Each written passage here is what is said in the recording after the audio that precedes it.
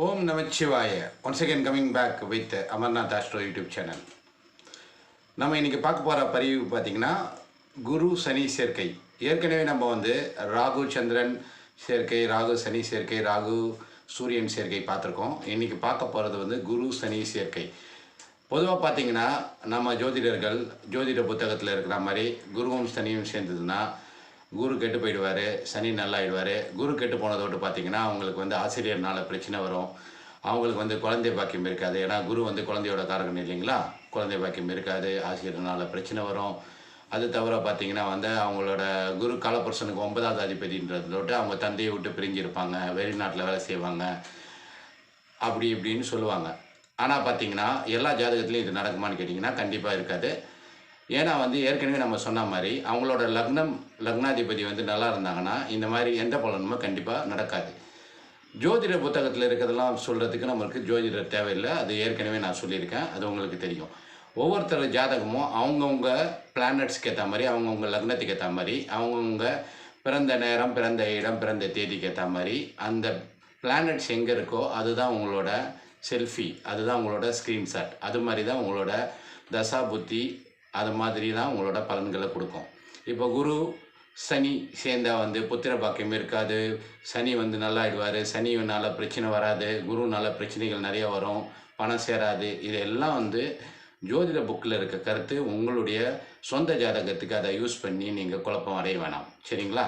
இப்போ அதே மாதிரி ஒரு ஜாதகத்தை நம்ம லைவ் ஜாதகத்தையே பார்த்துடலாம். குரு சனி சேர்க்கை இந்த ஜாதகருக்கு என்ன பண்ணுதுன்னு. நாம் அனைவருக்கும் ஜோதிடம்னு ஒன்று பண்ணிகிட்டு இருக்கோம். இதில் பார்த்தீங்கன்னா ஒரு சப்ஸ்கிரைபருக்கு ஒரு கேள்விக்கான பதில் இலவசமாக யூடியூப் சேனலில் பதிவாக போடுறோம். இன்றைக்கி அதன்படி பார்த்தீங்கன்னா இப்போ ஒரு லைவ் ஜாதகமும் எடுத்துக்கிறோம். வாணிமணி அப்படின்ற ஒரு நேயர் கேட்டிருக்காங்க. சுப்பிரமணியம் அப்படின்ற ஒருத்தருக்காக அவருக்கு வெளிநாட்டில் போயிட்டு செட்டில் ஆகணும் அப்படின்ற ஒரு ஆசை, அவருக்கு அந்த அமைப்பு இருக்கான்னு கேட்டிருக்காங்க. ஆனால் அவருக்கு குழந்தைகள் எல்லாருமே இருக்காங்க. ஏன் இதை சொல்கிறேன்னா, குரு சனி சேர்ந்தால் குழந்தை இருக்காது, குழந்தைக்கு பிரச்சனை வரும் அப்படின்ற ஒரு கருத்தை ஜோதிடர்கள் பரப்புறது ஜோதிட புக்கை பார்த்துட்டு சொல்கிறாங்க. ஆனால் உண்மையிலேயே ஜோதிட அறிவை வச்சு அவங்க ஜாதகத்தில் எப்படி இருக்குன்னு அப்ளை பண்ணி சொல்கிறது தான் ஜோதிடம்.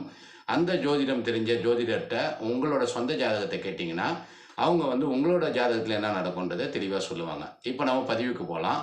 அவங்க கேட்ட கேள்வி சுப்பிரமணியம் அப்படின்றவரோட ஜாதகம். அவரோட ஜாதகம் பார்த்திங்கன்னா பிறந்த தேதி 15 மே 1981 வருடம். பார்த்துக்கலாம் ஒரு முறை. அவர் ஜாதகம் 15 மே 1981. அவர் பிறந்தது பார்த்திங்கன்னா 12:05 AM கொடுத்துருக்காங்க. அதாவது இரவு மிட்நைட்டு. சேலமில் பிறந்திருக்காரு. இவரோட லக்னம் பார்த்திங்கன்னா மகர லக்னம் வருது. லக்னத்திலேயே கேது இருக்குது, 7வது வீட்டில் ராகு இருக்குது, அதாவது கடகத்தில் ராகு.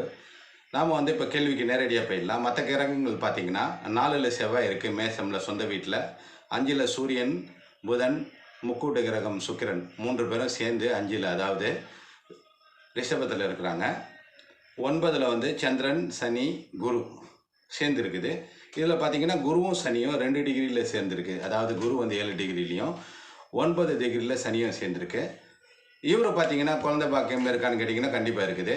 அது அவங்க ஏற்கனவே நான் ஜோதிட புக்கில் இருக்கிற மாதிரி சொன்னதெல்லாம் இவர் கண்டிப்பாக இல்லை, சரிங்களா? குருவும் சனியும் சேர்ந்துருந்தாலும் குழந்தை இருக்குது, குழந்தை பாக்கியமும் நல்லா இருக்குது, குழந்தையும் இருக்குது, சரிங்களா? இவங்க கேட்ட கேள்வி வெளிநாட்டில் போய் ஒரு செட்டில் ஆவாரா அப்படின்னு கேட்டிருக்காங்க. வெளிநாடு அமைப்புக்கு பார்த்திங்கன்னா 3, 9, 12 நம்ம ஏற்கனவே பல பதிவுகளில் நம்ம சேனலில் சொல்லியிருக்கோம். 3ன்றது பிரயாணம், 9ன்றது நீண்ட தூர பிரயாணம், 12ன்றது வீட்டை விட்டு விலகி இருக்கிறது, சரிங்களா? இது தொடர்புடைய தசாபுத்தி அந்தரம் வந்ததுன்னா, தசாபுத்தி வந்தால் கூட அவங்க வெளிநாட்டில் போய் வேலை செய்வாங்க. இது ஜோதிட விதி, இது புக்கில் இருக்குது. இதுக்கு சொல்கிறதுக்கு நான் தேவையில்லை. இந்த ஜாதகத்துலேயும் அது இருந்தால் அது நடக்கும். அதான் நான் சொன்னேன் இல்லைங்களா, நம்ம ஜோதிட அறிவை ஜாதகருக்கு பொருத்தி பார்த்து பலன் சொல்கிறது தான் ஜோதிடரோட வேலை. பொது பலனாக சொன்னால் அது உங்களுக்கு கண்டிப்பாக பொருந்தாது. இந்த ஜாதகருக்கு பார்த்திங்கன்னா சனியோட லக்னம், அதாவது மகர லக்னமாக இருக்கிறது, சனி குருவோடு சேர்ந்துருக்குது, அது லக்னாதிபதி நல்லா இருக்கிறாரு, சரிங்களா? இவருக்கு பார்த்திங்கன்னா இப்போது குரு தசையில் சந்திர புக்தி நடக்குது. நம்ம விதி என்ன சொல்லுது? 3, 9 தொடர்பு இருக்கணும். 12வது அதிபதியும் குரு தான், 3வது அதிபதியும் குரு தான். இவர் 9ல் சனி கூட சேர்ந்து 3ஆம் வீட்டை பார்க்குறாரு. இப்போ இந்த ஜாதகருக்கு குரு தசையிலே சந்திர புக்தி, குருவும் சந்திரனும் சேர்ந்து 3ஆவது வீட்டை பார்க்குறாங்க, 9ல் இருக்கிறாங்க. இவர் வெளிநாட்டில் கண்டிப்பாக இருப்பார். இவங்க பிரச்சனை என்னன்னா தொடர்ந்து வேலையில் இருப்பாரா அப்படின்றது தான். இவர் தொடர்ந்து வேலையில் இருக்கணும்னா சனி வந்து அங்கே டிஸ்டர்ப் ஆகுது. சனி வந்து குரு கூட சேர்ந்து நல்லா இருந்தாலும் அந்த குரு வந்து தொடர்ந்து அவரை கொடுப்பாரா அப்படின்னு கேட்டிங்கன்னா சின்ன சின்ன பிரச்சனை இருந்தாலும் இருப்பார். எந்த மாதிரி நாட்டில் இருப்பாருன்னா குருவும் சனியும் சேர்ந்து மீன ராசியை பார்க்குறாங்க. மீன ராசின்றது வந்து நீர் சம்பந்தமான வீடு. உங்களுக்கு தெரியும், நீர், நிலம், காற்று, ஆகாயம் அப்படின்ற 4 வீடுகள் இருக்குது தெரியுங்களா? அதாவது மேசம் வந்து நெருப்பு வீடு அப்படின்னு வச்சுக்கிட்டிங்கன்னா, ரிஷபம் வந்து நிலம் வீடு, மிதுனம் வந்து காற்று வீடு, கடகம் வந்து நீர் வீடு. அது மாதிரி பார்த்தீங்கன்னா மீனம் வந்து நீர் வீடு. நீர்நிலைகள் தொடர்புடைய, அதாவது சுற்றி கடல் இருக்கிற மாதிரி தீவு, மேற்கிந்திய தீவுகள், ஆஸ்திரேலியா, நியூசிலாந்து, லண்டன், இது மாதிரி தொடர்புடைய நாடுகளில் இவங்க இருப்பாங்க. கனடாவில் கூட இருப்பாங்க. ஏன்னா இவங்களை சுற்றி கொஞ்சம் நீர் இருக்கும். அந்த மாதிரி ஊரில் இவங்க செட்டில் ஆவாங்க. அதான் இவங்களோட கேள்வி. இவருக்கு தொடர்ந்து இருப்பாரா அப்படின்னு கேட்டிங்கன்னா, சின்ன சின்ன பிரச்சனை இருந்தாலும் இவர் வெளிநாட்டில் இருப்பார். அது தவிர பார்த்தீங்கன்னா, இப்போ நடக்கிறது குரு தசையில் சந்திரபுக்தி. சந்திரபுக்திக்கு அப்புறமா பார்த்தீங்கன்னா செவ்வாய் புக்தி. செவ்வாய் 4ல் இருந்தாலும் 10, 11வது வீட்டை பார்க்குது. சரிங்களா? அப்போது செவ்வாய் புக்திலையும் இருப்பார். செவ்வாய் புக்திக்கு அப்புறமா வர ராகு புக்தி, ராகு 7ல் இருக்குது. அதுவும் வீட்டை விட்டு பிரித்து தான் வைக்கும். அதுலேயும் இருப்பார். அதுக்கு அடுத்து வர தசை சனி தசை. சனி கூட குரு சேர்ந்து 9வது இடத்தை பார்க்குது. சனி தசையிலையும் ஒரு வெளிநாட்டில் தான் இருப்பார். தொடர்ந்து வெளிநாட்டில் இருக்கிற யோகம் வந்து இந்த ஜாதகருக்கு இருக்குது. நல்ல விதமாக ஒரு சிறப்பாக வாழ்வார் என்று சொல்லி இந்த அனைவருக்கும் ஜோதிட பதிவை நிறைவு செய்கிறோம்.